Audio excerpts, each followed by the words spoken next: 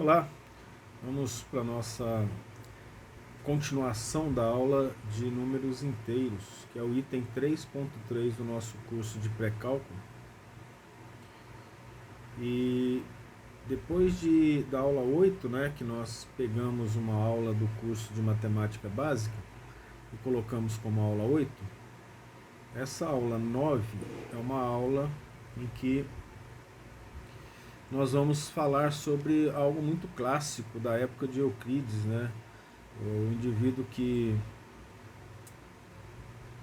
estudou os números primos, que é o item 3.3.2,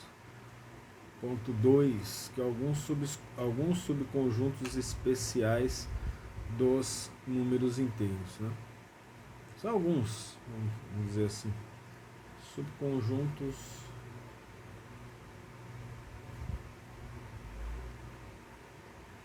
de Z.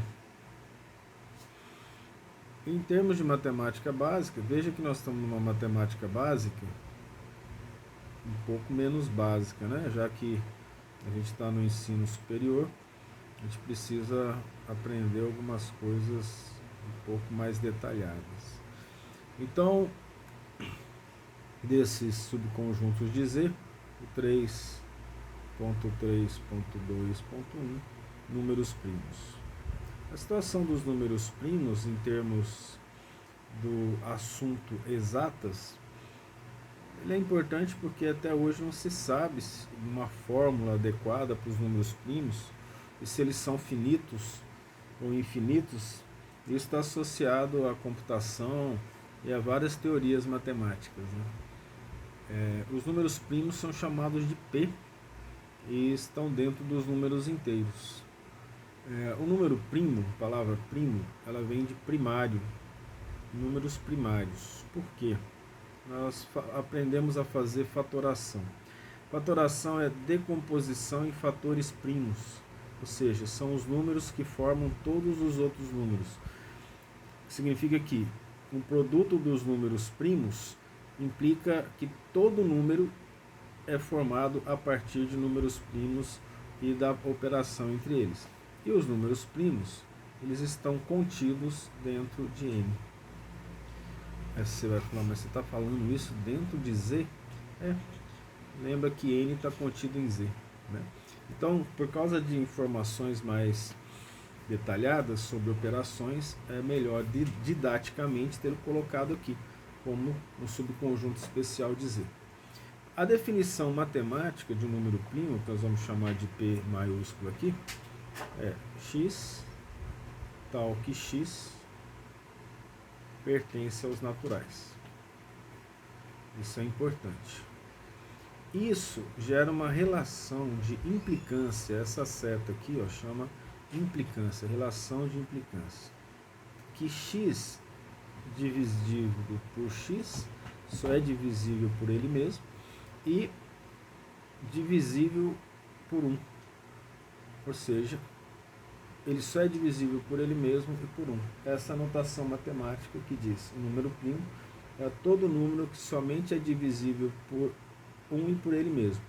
Veja bem, isso aqui é uma questão de entendimento de processo. Qualquer número é divisível dentro dos naturais. Então, nós já chamamos atenção para isso. Se o P pertence aos naturais, a operação aplicada dentro dos naturais tem que pertencer aos naturais.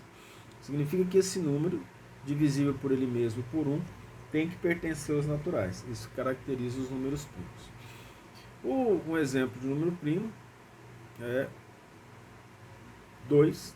1 não é considerado primo, porque se ele for considerado primo, muitas teorias e hipóteses elas serão negadas.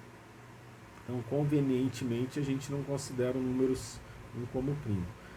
5, 7, 11, 13, aí nós já pulamos para 17. Aí você vai perceber que a gente vai pegando aqui, exceto o número 2, todos os números primos são ímpares. Então, é uma coisa interessante também. Aqui eu posso colocar vírgula ou não, 3 pontinhos.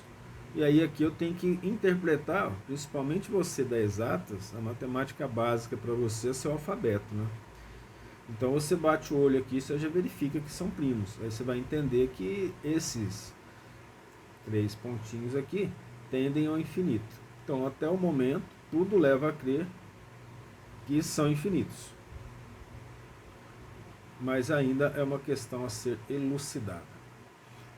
Dentro dos números primos, vamos obter as propriedades deles. As propriedades dos números primos nos indicam várias maneiras de responder várias situações em termos de equações, em termos de raciocínio dentro da matemática básica.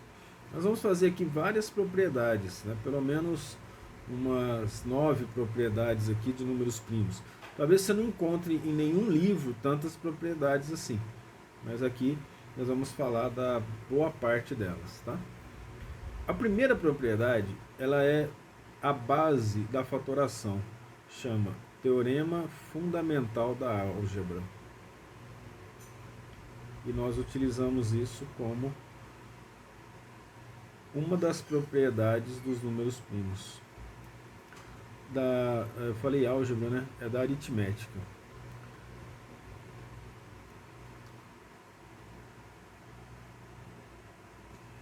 A propriedade básica da aritmética, ela diz o seguinte, ó, todo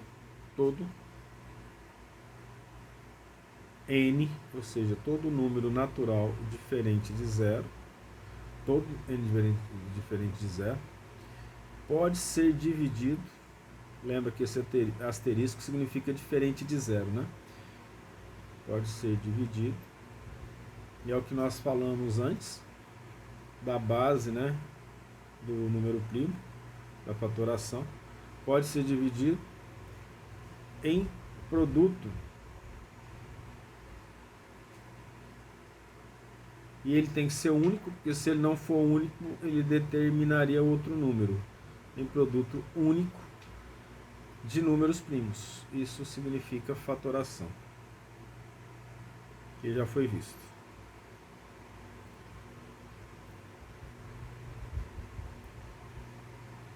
Qualquer número, então, a gente fatora e ele é o chamado número primo. Ele é formado por um produto de números primos. Veja que interessante, ó. Né, indica assim, ó, vamos dizer, ou seja, né? Ou seja, pode ser isto é também. São números compostos. Então, exceto os primos, todo número que pode ser dividido num produto único de primos são números compostos. Por isso, então, que existem os primos. Eles não são compostos, porque eles são só divisíveis por ele mesmo e pela unidade. Então, vou pegar, por exemplo, aqui o número 10. O número 10 é par, ele não é primo, mas 10 é igual a 2 vezes 5. De novo, chama atenção para esse pontinho aqui em cima, né? Que aqui embaixo, ó, seria 2,5, tá vendo? Isso a gente vê muitos erros em livros e até em aulas, né? Colocar esse pontinho embaixo, ele não é, ele é aqui no meio. Pegar 12, 12 é um número par, então o 12 vai ser dividido, fatorando, né? Ele é dividido por 2, 3, a fatoração, 2 vezes 2, 4 vezes 3, 12.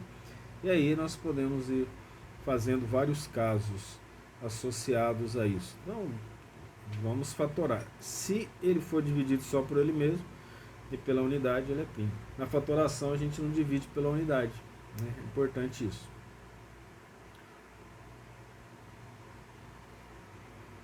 E aqui nós vamos, disso que nós falamos, nós vamos tirando as outras propriedades, né? Então aqui, ó, um número, ou eu posso dizer assim, um P pertencente a N, e aí nós precisamos usar o asterisco, o zero não pode entrar nessa conversa, diferente do 1, e diferente de 1, é primo. Então você agora vai fazer o diagnóstico de número primo, né? se não puder ser decomposto. Que é o que nós falamos acima, né?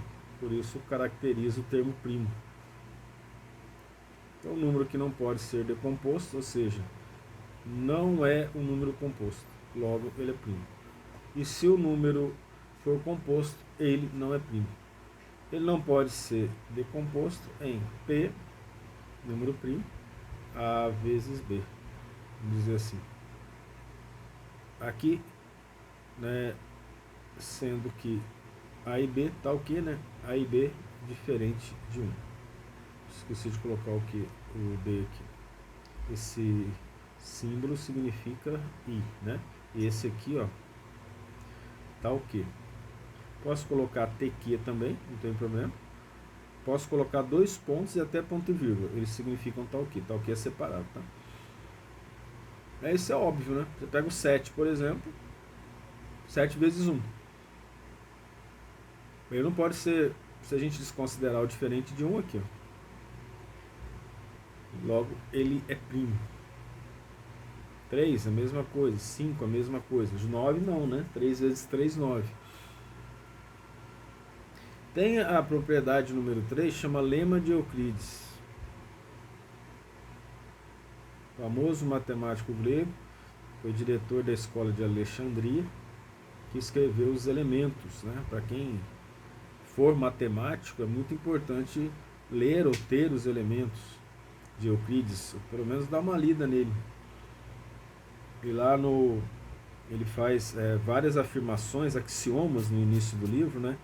E um dos axiomas interessantes dele é que nunca a somatório das partes é maior que o todo. É interessante isso porque o pessoal da área de humanas algumas vezes fica dizendo que a parte é maior que o todo, que o somatório das partes é maior que o todo. Isso aí é contra o lema matemático de Euclides. Não vamos entrar nos detalhes do que leva a falar isso, né? Mas para nós da área de exatas é difícil. E vários axiomas de Euclides, quando eles foram analisados em detalhe, verificaram que ele gerava outra geometria, geometrias não euclidianas. Então os axiomas de Euclides valem para a geometria plana, mas também não é algo que nós vamos entrar em detalhes, né? Então o lema de Euclides diz assim, ó, se P é primo,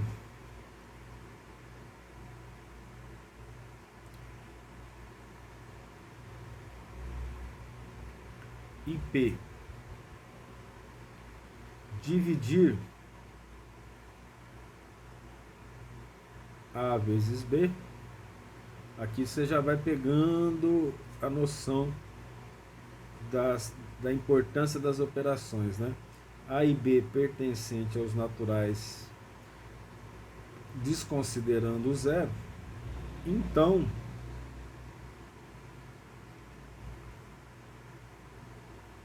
P divide A, ou P divide B. Esse tracinho também significa divide, né? Não é só tal que, né?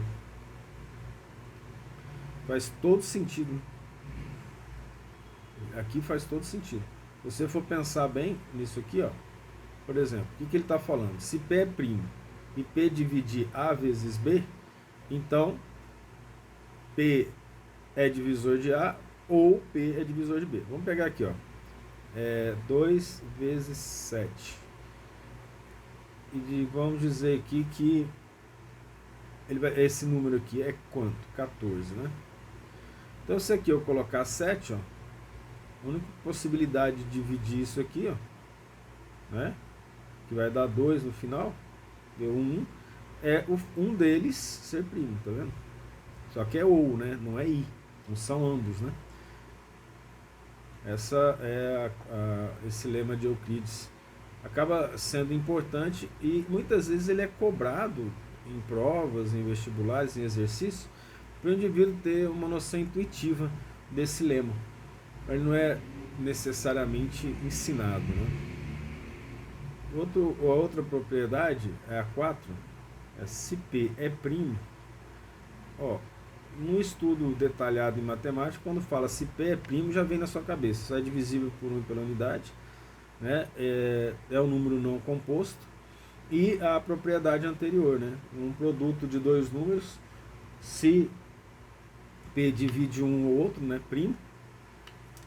E se for possível dividir um número composto, eu vou voltar aqui, ó, chamar sua atenção. Esse número aqui, ele tem que ser composto. Ou ele é 1 e primo, que entra no lema também, ó, A vezes B, né? Que nós estamos chamando a atenção aqui. Pensa nisso que nós acabamos de falar, né? Medita um pouco. Então, se P é primo e A pertence aos naturais não diferentes de zero, né? Então,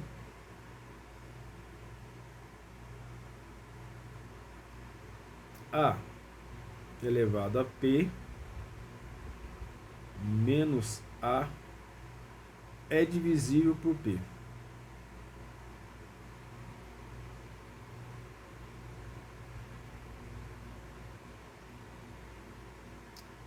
Também dá pra gente raciocinar de forma até intuitiva nisso, né? Se P é primo, vou colocar aqui, ó, A elevado a P menos P. Lembra que A elevado a P é P vezes o A. Nós vamos falar de potenciação mais à frente, né? Mas nós já falamos na base que o que é um número elevado a outro, né? Tantas vezes aquele número, a multiplicação dele, né? Divisível por P. Então, isso é chamado pequeno teorema de Fermat. Deixa eu colocar aqui. Fermat foi o grande matemático. Ele era juiz na cidade da Itália e ele escrevia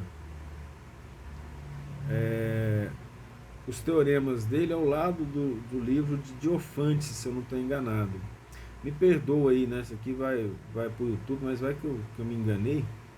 Mas depois eu olho aqui, talvez corrija. Ele escrevia do lado os teoremas. E os teoremas dele foram demonstrados, né?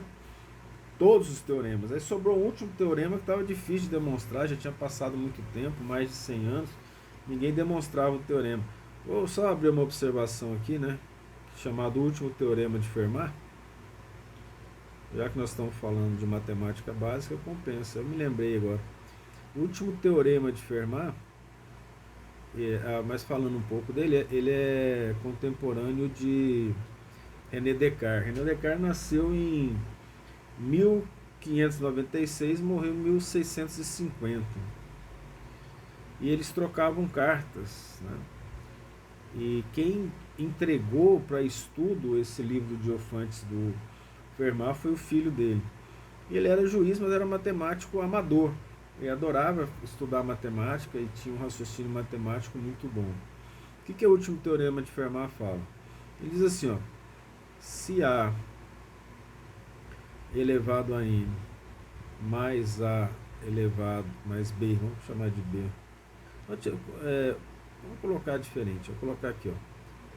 C elevado a N diferente de A elevado a N mais B elevado a N, tal que N maior que 2. Então veja só, se isso aqui for C ao quadrado é igual a ao quadrado mais B ao quadrado, é o teorema de Pitágoras. Certo? Aí ele vai e faz o seguinte questionamento. Ele faz assim, valores inteiros, e aqui, né? N pertence aos naturais diferentes de zero, isso nós já sabemos, né? E não negativos. Então, olha só que interessante, ó. Será que isso aqui é verdade? Aí ele não provou. E ele escreveu do lado do livro assim, encontrei uma maneira fácil de demonstrar o teorema. A prova do teorema dele, em mais de, acho que 200 anos depois, tem mais de 110 páginas. E aí até hoje os matemáticos românticos ficam imaginando se ele realmente encontrou uma maneira fácil de provar esse teorema, e até hoje nós não conseguimos. E na construção da demonstração do teorema de Fermat, várias áreas profundas da matemática foram descobertas. Mas ele foi demonstrado. Eu até esqueci o nome do indivíduo que demonstrou o teorema, mas eu nem pensei que ia falar isso nessa aula. Mas é algo curioso que você pode buscar na internet, no Google, para saber se você gostar de matemática. Então vamos lá, vamos pegar um número qualquer aqui, ó, 6 elevado a 3. Então, A não precisa ser primo, né? Mas 3 tem que ser primo. Que multiplica, não, menos, né? Aqui, menos. O 6, né? Porque é A menos A. Ele vai ser igual, se a gente fizer a conta, 6 elevado a 3, 6 vezes 6 vezes 6. 6 vezes 6, 36. 36 vezes 6 dá 6, 186. Menos 6. Eu vou pegar a conta aqui, peraí que eu vou fazer a conta. Eu não consegui fazer essa conta de cabeça não.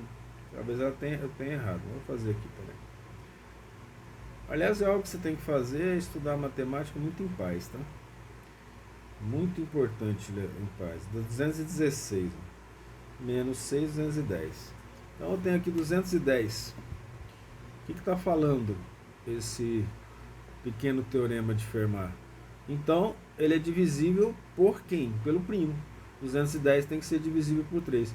De fato, nós temos por aquelas regras, e aí seria bom vocês buscarem isso também, né? Quais são as regrinhas de divisão. Mas se você tem um número e o somatório dele é divisível por 3, então ele é divisível por 3. 2 mais 1, 3 é divisível por 3. Então, 210 é divisível por 3. Vamos fazer aqui, ó. 210 por 3 dá 21, dividido por 3 dá 7, né? 7 vezes 3, 21. A gente coloca 21 do outro lado. 0, 0 aqui, 70. Então, esse é o chamado pequeno teorema de Fermat. Em relação a um número qualquer elevado ao número primo menos esse número, isso significa que o resultado é divisível pelo primo que está sendo elevado. Vamos para a nossa quinta propriedade dos números primos. Se P é primo,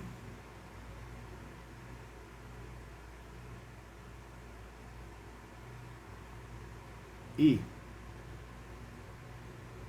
diferente de 2 e 5, agora já começa a ficar mais detalhado, né? 1 sobre P é sempre uma dízima.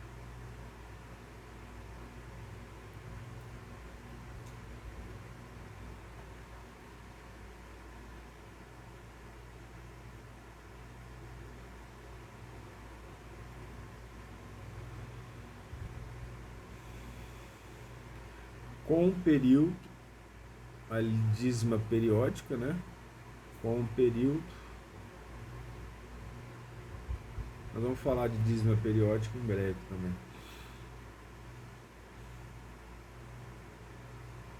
P menos 1, ou, aqui é ou, tá?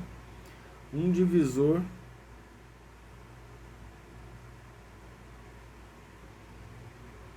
de P menos 1. Veja que os indivíduos tinham muito tempo, né? Ficar pensando nisso. E realmente a matemática é meditação. Por exemplo, no curso de matemática da Federal de Juiz de Fora, muito tempo atrás, tinha um professor, eu fiquei sabendo por um colega que contou, né? Ele ia ensinar trigonometria, ele entregava um barbante e um prego para a pessoa, os alunos falavam assim, muito bem, vai lá para algum lugar, para uma mesa, lá para o chão, para a areia, bota esse prego no chão, bota o barbante e vai mexendo o barbante em volta e descobrir quais as propriedades trigonométricas da circunferência. É algo interessante, né? Eles tinham que pesquisar tudo, mas é algo que existia na Grécia Antiga. E a matemática básica é a matemática grega, tá? A gente está estudando aqui o que os gregos fizeram e fizeram bem feito. 1 sobre 7. Ele, P, aqui é o 7, é primo. Diferente de 2 e 5.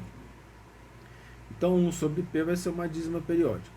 Essa dízima periódica vai dar 0, 14, 28, 57. E aí sim, toda ela se repete, ó. O período é esse aqui, ó, 14, 28, 57. É grande, né? Aí o período dela, 14, 28, 57, é número 6. São 6, ó. 1, 2, 3, 4, 5, 6, certo? Então o período, de acordo com o que a gente viu ali, ele é o número 7p menos 1. Ou seja, quem que é o período? 7, que é o primo, menos 1, 6. Realmente aqui, ó, esse período tem 6 números no período. É isso que foi falado. Tá? Ou, vamos para o ou agora, né? Pegar 1 sobre 11. Pegando os que estão pertinho. Dá 0, 9, 90. 0,90, né? 9, 0. Vou colocar aqui. Então, período é 90. 2, né? Então, o que é período nesse caso? O divisor de P menos 1. Aí vamos ver. Período é o divisor de P menos 1. Qual que é o período dela? 90. Quanto que é P menos 1? 10, né? Que é 1, vou colocar aqui, 11 menos 1. Então, olha que interessante. Ou você descobre o número do período, né? Ou ele é divisível por P menos 1. Ó, 90 por 10, né? Ele é divisor. Não precisa saber que vai dar 9, isso não importa. Mas o que importa é que ele é um divisor de P menos 1. Curiosidade? Bem curiosidade mesmo, né? Vamos para a regra número 6 aqui. Propriedade, não regra, né? Um número P. O que é o número P? O número primo. Um número P ou primo maior que 1 é primo. Então eu já estou usando o primo para indicar que é primo. Maior que 1 é óbvio, porque 1 não é primo, né? Se, e aí é outra característica do número primo, né? E somente se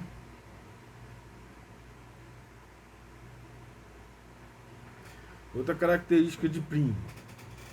Olha só que interessante, por isso que nós tivemos que falar de fatorial antes. Se primo menos 1 fatorial mais 1 for divisível por P.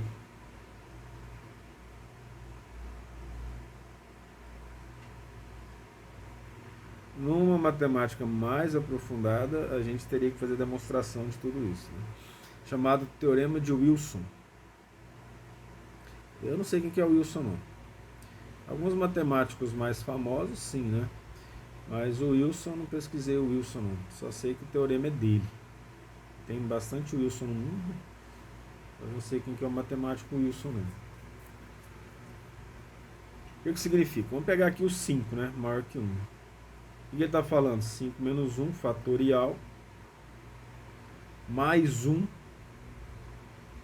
Está dizendo que ele vai ser divisível por 5. Olha, 5 menos 1 fatorial é 4 fatorial mais 1.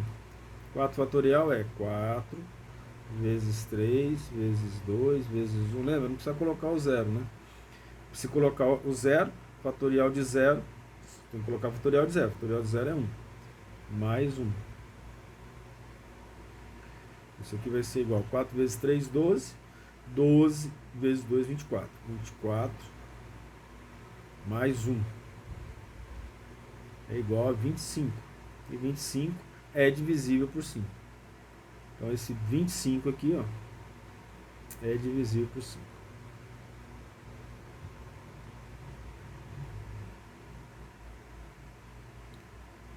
Isso é uma demonstração por exemplo, né? E o 5 é o primo. Aí vamos fazer aqui isso aqui eu não coloquei exemplo, eu vou colocar exemplo. Vamos fazer um contra-exemplo. Que o contra-exemplo diz o quê? O contra-exemplo diz que se eu não seguir essa regra tem que dar errado. Isso é um contra-exemplo. Então vamos pegar aqui 4. 4 não é primo, né? Então 4 menos 1 fatorial mais 1 vai ser igual a quanto? 3 fatorial mais 1, que vai ser igual a 3 vezes 2 vezes 1, mais 1, vai ser igual a 6 mais 1, que é igual a 7. E 7 não é divisível por 4.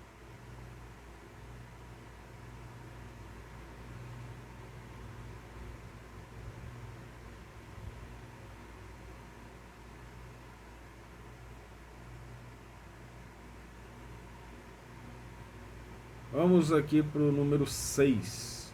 7. Né? Esse aqui é o 6, deixa eu ver aqui. 6. Vamos para a propriedade número 7. Propriedade número 7 dos números primos diz assim: chamado por postulado de Bertrand, se n pertence aos naturais, então presta atenção aqui nos símbolos, né? Existe, esse é para o lado aqui é existe. Então, existe P primo, existe um número P primo, tal que, vou colocar tal que assim como TQ, né? Poderia colocar o traço, tal que N é menor que o P, que é menor ou igual a 2N. Então esse é o postulado de Bertrand.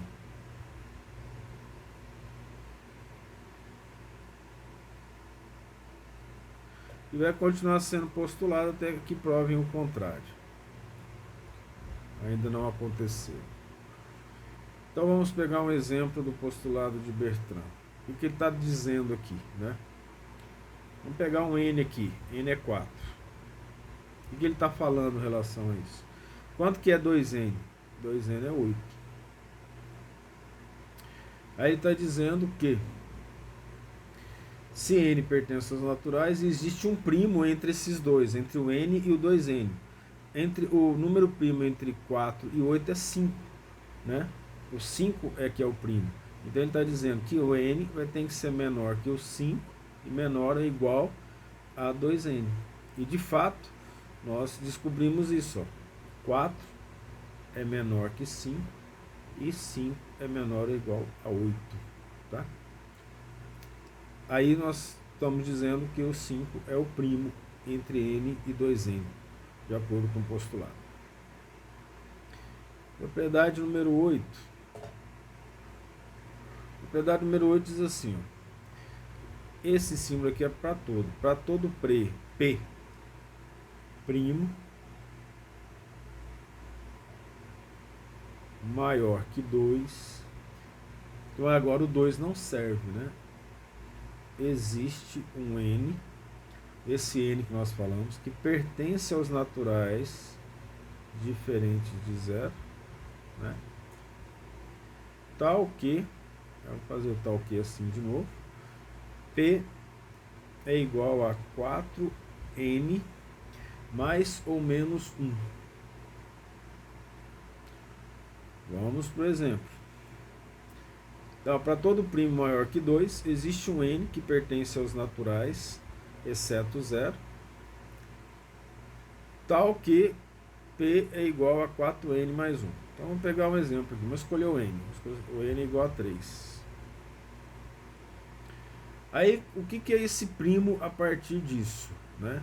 Esse primo é 4 vezes 3. Vamos colocar mais 1, né? 4 vezes 3 mais 1. Vai ser 12 mais 1, que é igual a 13. E 13 é primo. Vamos fazer 4 vezes 3 menos 1, que é igual a 12, menos 1, que é igual a 11. E 11 também é primo. Ambos são primos. Fica aí o exemplo dessa demonstração.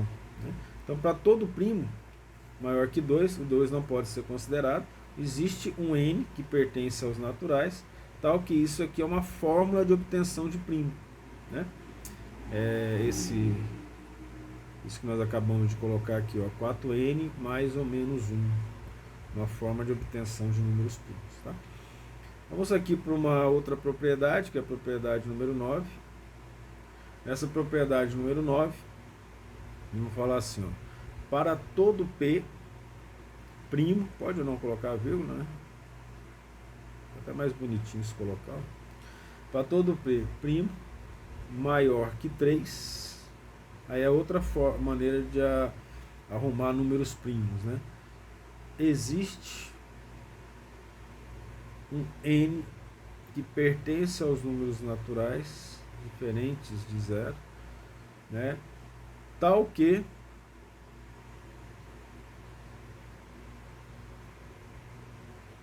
(6n), eu vou colocar aqui P, né? É igual a 6n mais ou menos 1. Então vamos para o exemplo. Vou pegar o 5 de exemplo. O n vai ser igual a 5. Então o que ele está dizendo aqui? Ó? 6 vezes 5 mais 1. Tem que ser primo. 6 vezes 5, 30. Mais 1, 31, né? E 6 vezes 5, 30.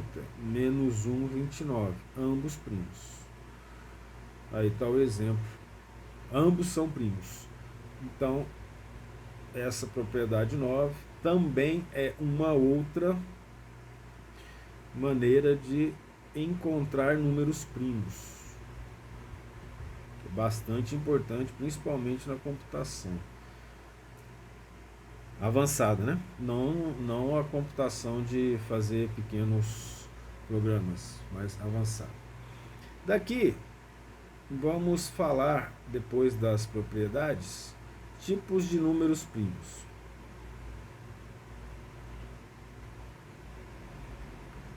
Veja que isso aqui é um raciocínio, é um treinamento de raciocínio. Para que serve isso para o dia a dia? Só para adquirir habilidade intelectual mesmo. Ou como diria, ou disse Arquimedes, né? Somente a ciência pura é digna de um espírito evoluído. Mas é uma coisa interessante, porque esse aqui é raciocínio, ele dá bases para raciocínios mais complexos. Fugir disso, fugir dos raciocínios básicos, é ter dificuldade na matemática avançada, né? Então, um primeiro exemplo aqui são os primos de Fermat. O juiz de direito lá, que gostava de brincar com matemática. Os primos de Fermat, ele dá aqui uma fórmula para primo.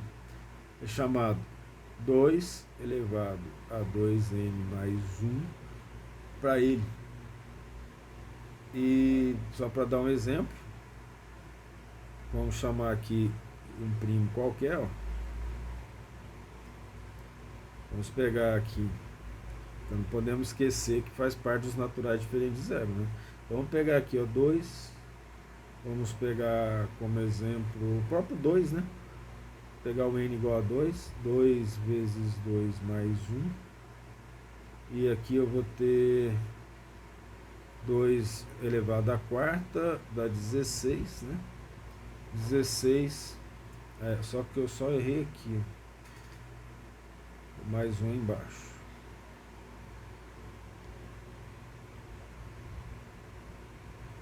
Mais 1 vai dar 17, 17 é primo. Então isso aqui é uma maneira que o Fermat encontrou de gerar números primos. Nós não sabemos se isso vai até o infinito, tá? Pode parecer óbvio, né, porque os números naturais são infinitos, mas nós não ainda temos a certeza, não foi demonstrado. Quando nós falamos não temos a certeza, que não foi demonstrado. Esse aqui eu tenho que olhar a cola, não ia lembrar desse nome nunca, né? Primos de Sophie Germain. Então, muitos matemáticos brincaram com os números primos, né? Ele fala assim, ó, P é primo,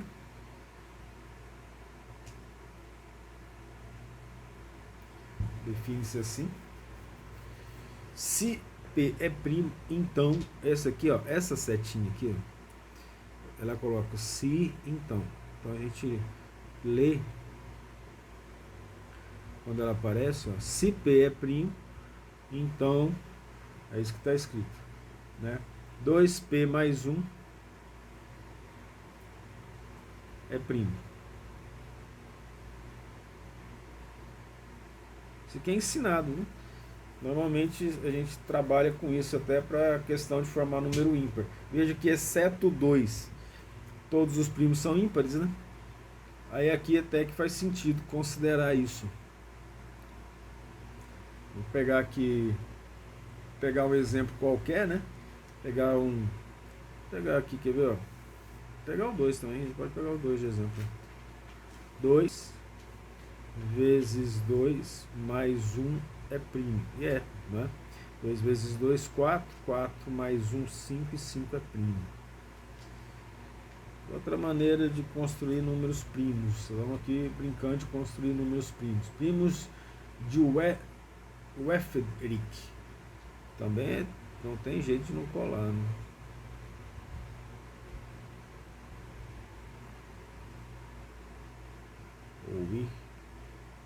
Wefferick.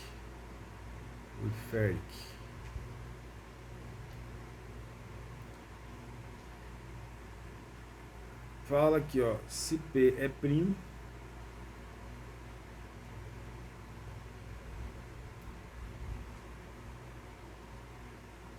e isso aqui é até interessante, P elevado ao quadrado, ele vai ser divisor de 2P menos 1 embaixo. Aqui. Aí, esse aqui já é mais complexo, né? Fazer isso.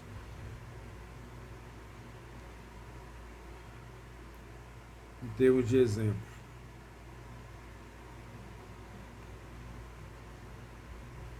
Então, se P é primo, e P tem que necessariamente, P ao quadrado tem que ser divisor de 2 elevado a P menos 1. Como precisa de muita calculadora para fazer isso aqui, ó, vai deixar você fazer isso aqui em casa.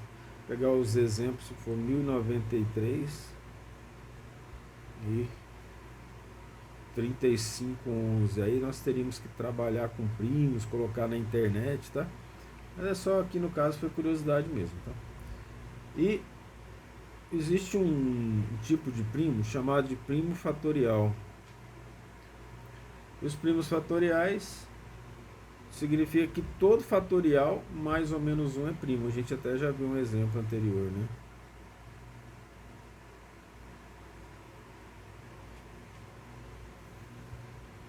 Porque ele diz assim, ó, o fatorial de um n qualquer pertencente aos naturais diferente de zero mais ou menos 1. Aí nós teremos primo. Também vão ser boa parte dos ímpares, não é mesmo? Então isso aqui ficou aí uma aula em que a gente fala de números primos, né? Falamos aí pouco mais de meia hora só sobre números primos. E vamos continuar aqui a nossa conversa em termos de matemática básica e matemática grega. 3.3.2, né? Dentro desses subconjuntos especiais dos números inteiros. Ponto 2. E esse vai ser os chamados números triangulares. Eles foram estudados e desenvolvidos na escola pitagórica, né? Eu aconselho a quem gosta de matemática dar uma lida na história da matemática. Pitágoras estava lá no século 5, 6 a.C. Não se sabe se ele realmente existiu ou se a escola existiu, mas eles formaram uma espécie de seita em que eles eram vegetarianos e tinham que manter segredos sobre as descobertas. Conta-se até que um dos integrantes da escola contou um segredo e ele foi morto pelos pitagóricos. Pitágoras, segundo conta a história, ele aceitava falar para mulheres. Veja que nós estamos falando aqui de preconceito de muitos séculos com as mulheres, né? Ele aceitava dar uma palestra inicial para as mulheres, e depois ele separava as mulheres e falava para os homens que teoricamente seriam mais capazes, né? Hoje a universidade está dominada pelas mulheres e, e nós sabemos que isso não é verdade, foi apenas a questão de força na história da humanidade que colocou as mulheres como subalternas, né? Não existe nada que justifique isso. Nos dias de hoje nós sabemos. Então, mas ele foi lá só para lembrar, lá no século V, VI, ele aceitava explicar para as mulheres. Inclusive diz que uma esposa dele tinha sido aluna dele, né? Algo interessante isso. Então esse T, números triangulares, pertence aos números naturais, né? O zero ele pode entrar também, a gente pode até colocar asterisco aqui, ó, porque vai ser a partir do 1 mesmo, né? Então ele é formado, eu vou escrever, depois a gente faz a sentença matemática da definição, né? Ele é formado pelo somatório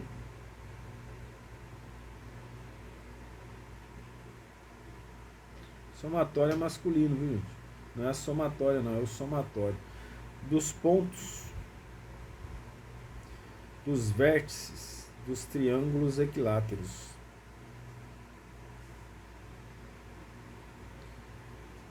dentro de outros triângulos equiláteros. Não vai pegar só vértice, mas aí quando a gente considera um triângulo dentro do outro, o vértice dos triângulos, né? Os vértices de triângulos equiláteros mais um. Então começa com 1. Triângulo equilátero é aquele equi é igual, né? Látero vem de lado mesmo. Os lados iguais.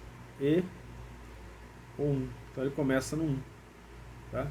E assim, a fórmula, né, Tn, para formar números triangulares, ele é igual, aqui é o símbolo do somatório, né? Esse somatório vai de n até um k, começando num k, esse k é igual a 1, e somatório de k, relativo a isso. Então, que k pertence aos naturais diferente de zero. Então, como é que seria isso? Então, vamos pegar aqui, ó, o T1. O T1 é 1, somatório de 1. Aí eu tenho 1, eu não tenho triângulo.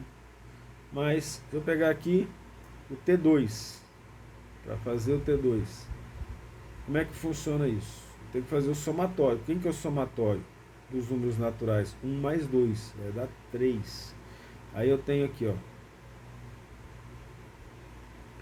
triângulo equilátero, 1, 2, 3 vértices. Aí sim, os vértices de um triângulo equilátero.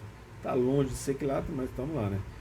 T3, como é que ele vai ser formado? Ó, 1 mais 2 mais 3. Né? E isso vai dar quanto? 6. Que triângulo equilátero que é esse? Vamos fazer um triângulo um pouco maior. Observe que lá na metade desse outro triângulo, ó, eu faço outro equilátero. Então vamos colocar os números aqui de outra cor. O vértice aqui vai ser 1, outro vértice 2, 3, 4, 5, 6. Esses são os chamados números triangulares. E aí, só fazer o restante, né? Pode ir fazendo aí o restante. Então nós utilizamos essa fórmula e aí nós vamos colocando um triângulo dentro do outro. Eu vou fazer o próximo, porque senão talvez você não consiga pegar a ideia. Somatório 1 mais 2 mais 3 mais 4. Quanto que vai dar isso? 1 mais 2, 3, mais 3, 6, mais 4, 10, né? Então, como é que eu faço então esse triângulo aqui? Ele é assim. São vários triângulos. Melhor fazer o menorzinho primeiro, tá? Fazer o pequenininho primeiro. Eu quero fazer um triângulo aqui, ó. Não ficou bonito não, vou fazer melhor. Esse é um triângulo. Aí, a partir desse aqui, ó, tem outro. Os pitagóricos ficavam pensando nisso, né? Aí eles vieram aqui e fizeram outro triângulo, ó. Não ficou bonito não, peraí que eu vou arrumar. Aqui, ó. Certo? Aí a quantidade de vértices que tem. Vamos lá então fazer a contagem dos vértices para dar o número triangular associado. 1,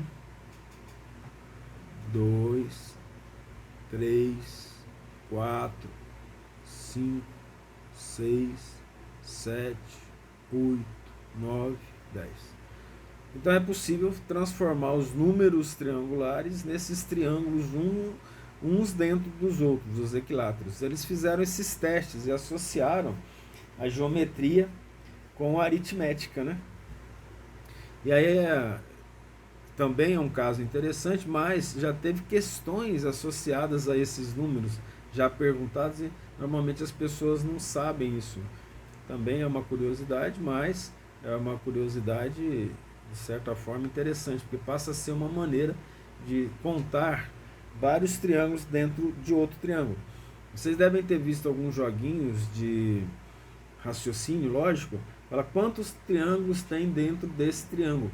É baseado nesses números triangulares pitagóricos, né? Aqui da matemática básica. Vamos falar dos números quadrangulares.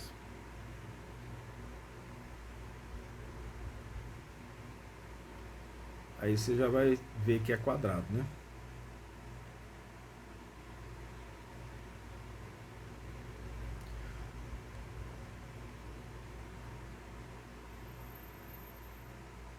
Nos quadrangulares vamos chamar de K.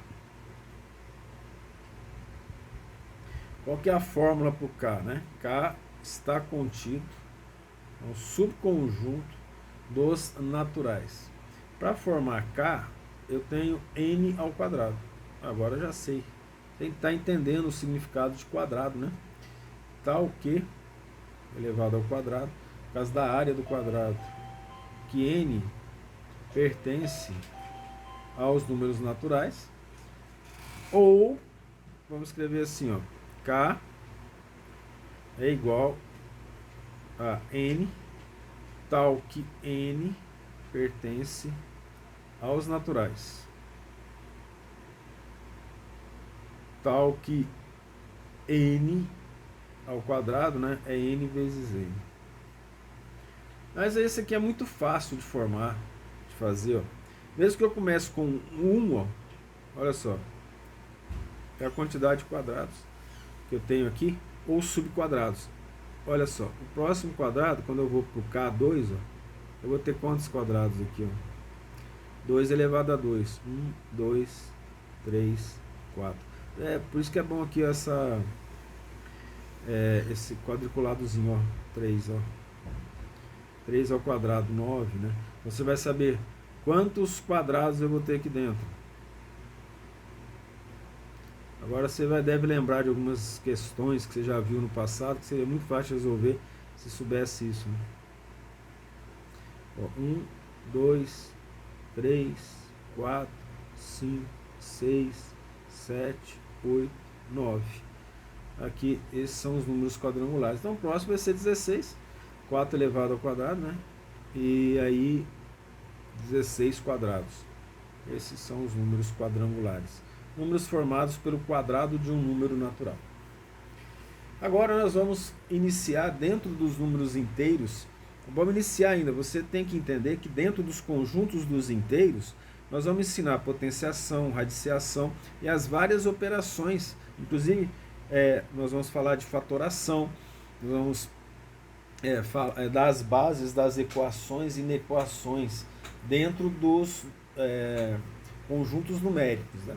Então eu vou pegar todas as informações associadas aos conjuntos dos números inteiros para passar para vocês. Então aqui nós temos o 3.3.3, operações em Z. Vamos começar com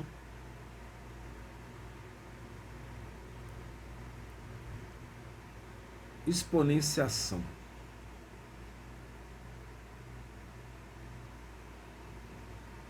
Operações em Z.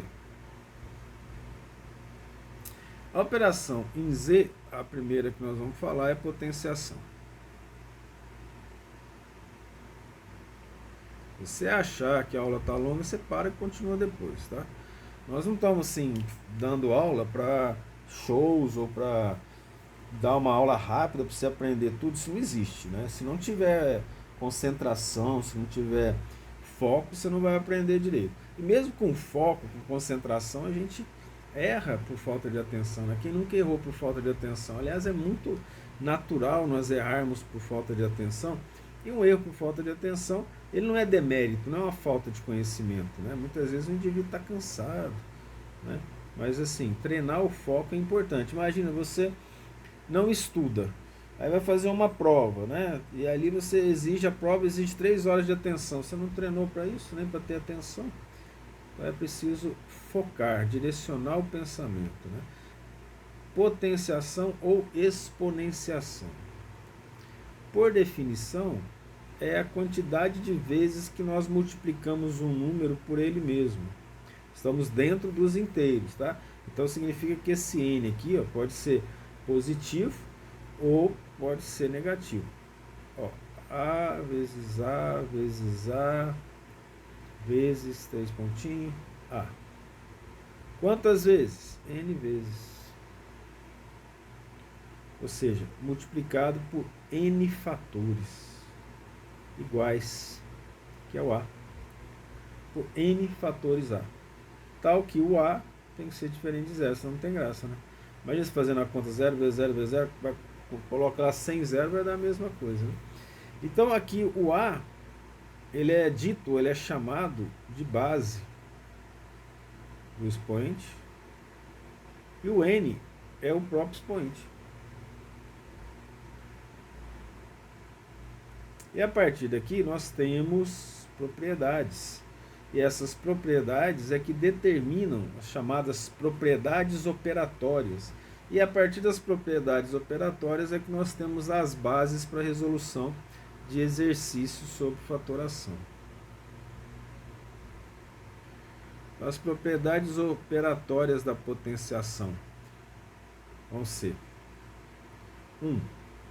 pegar um número qualquer, né? Pode ser, eu devia ter mudado aquilo ali, mas tá bom. Eu vou chamar de A. Ó. A elevado a zero é igual a 1. Por definição, todo número elevado a zero é 1. Então, tem vários exercícios interessantes que utilizam esses conceitos aqui. A elevado a 1 é igual a ele mesmo. Também por definição. É chamado aí conceito primitivo, né? Aí nós podemos ter assim, ó, bem importante isso, vou colocar menos a elevado a um expoente ímpar. Vou facilitar aqui em termos didáticos. Se ele é ímpar, o resultado vai ser um menos, vou chamar de P, menos P. A outra variável aqui, né?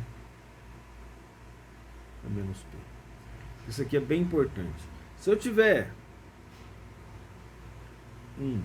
menos A elevado a um expoente par, ele vai ser P. Ou seja, ele vai ser positivo. Isso é muito fácil de demonstrar, né? É só ir fazendo. E tem propriedade número 5, né? A gente vai fazendo exercício e vai mostrando isso. Vou pegar, por exemplo, ó, um A elevado a menos x, por exemplo. Ele é a mesma coisa de 1 sobre A elevado a x. Muitos exercícios são resolvidos com essa visão aqui. Tá certo? Isso é bem interessante, tá? Só que tem uma condição aqui, né? A tem que ser diferente de zero. A condição essencial é que ele seja diferente de zero. Tá certo? Daqui, ó, nós vamos sair para a propriedade número 6. Que é interessante, vamos colocar aqui, ó, A sobre Q, por exemplo, elevado a x. Isso é igual a A elevado a x sobre Q elevado a x. O que você não pode esquecer de jeito nenhum aqui, por necessidade básica de funcionamento? Q tem que ser diferente de zero. Divisão por zero dá absurdo, né? E então nós não podemos aceitar divisão por zero aqui nessa matemática, tá? Vamos colocar aqui a sétima propriedade. A sétima propriedade diz assim, ó, multiplicação de potência na mesma base.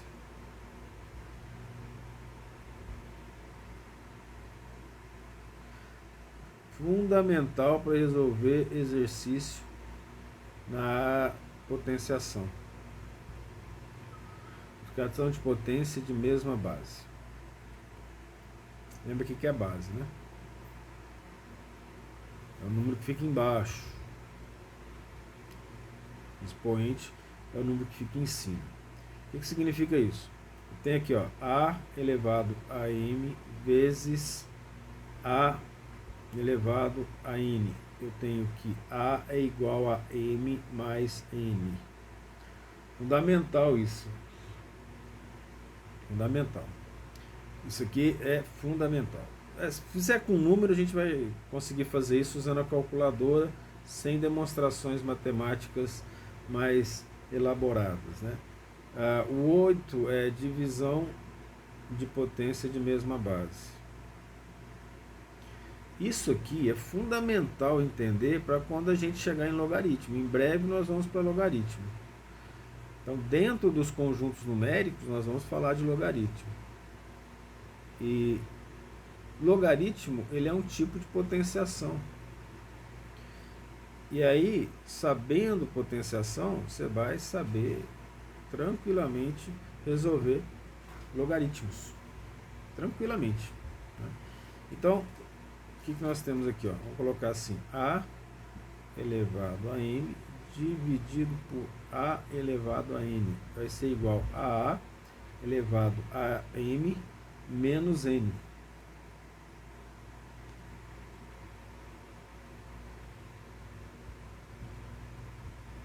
E A elevado a N tem que ser diferente de zero, né? Mas aí é tranquilo isso. 9, propriedade 9. Aqui, potência de produto.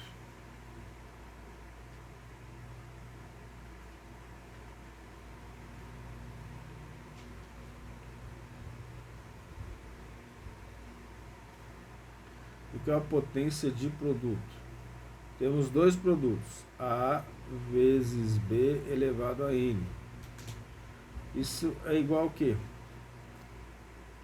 A elevado a M vezes B elevado a M. Isso é bem simples. Potência de potência. Nós multiplicamos um pelo outro.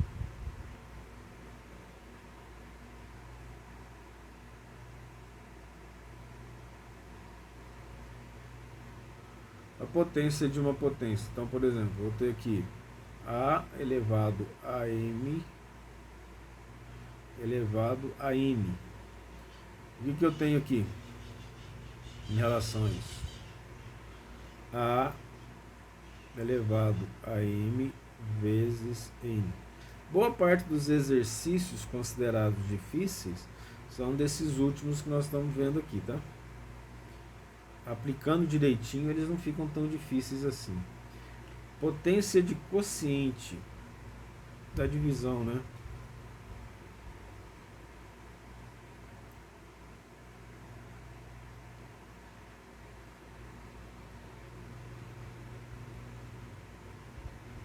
Vamos pegar aqui como exemplo A dividido por B.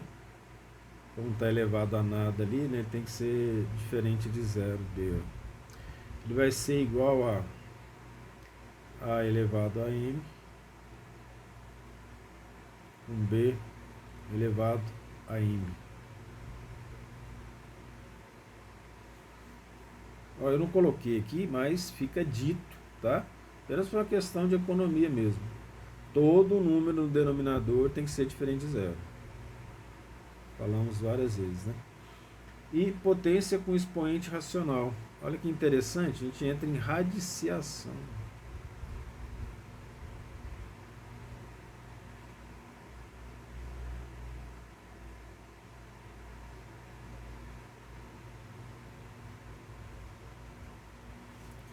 Porque nós vamos entrar nos números racionais agora, que é um dos conjuntos numéricos, né? Então o que é isso? É com expoente racional, ó, m dividido por n com n diferente de zero, tá? Fazer assim não, melhorar isso aqui. A elevado a m dividido por n. Fazer assim. Fica melhorzinho, né? Isso é igual a, presta bem atenção que isso aqui é fundamental para a maioria dos exercícios na sua vida inteira, ó. O denominador, ele vai ser o índice da raiz, e a elevado a m. Isso é igual para os dois lados. Se tem igualdade, é igual para os dois lados, tá certo? Ok? Essa aula 9, então, ela fica por aqui. Nós fomos até potenciação dentro dos números inteiros. E o nosso próximo item, que é a aula 10, vai ser o conjunto dos números racionais. E teremos mais propriedades, mais operações. Depois, quando terminar os racionais, a gente vai resolver alguns exercícios. Dentro dos números racionais, a gente vai ver as mesmas propriedades. Nós vamos falar de dízima periódica. Dentro dos racionais, você já viu as aulas sobre operações de frações e razões, então isso também vai ser dado. E nós vamos falar, principalmente, o mais importante dentro dos números racionais, é quando a gente vai tratar de raiz, tá certo? Depois nós vamos para os irracionais, que vai ser rapidinho, eles têm coisas interessantes, e aquele que nós vamos gastar um tempo maior, é o conjunto dos números reais. Números complexos, nós teremos um módulo só para números complexos, ok? Tenha aí bom estudo. Tudo de bom. Qualquer dúvida, entre em contato.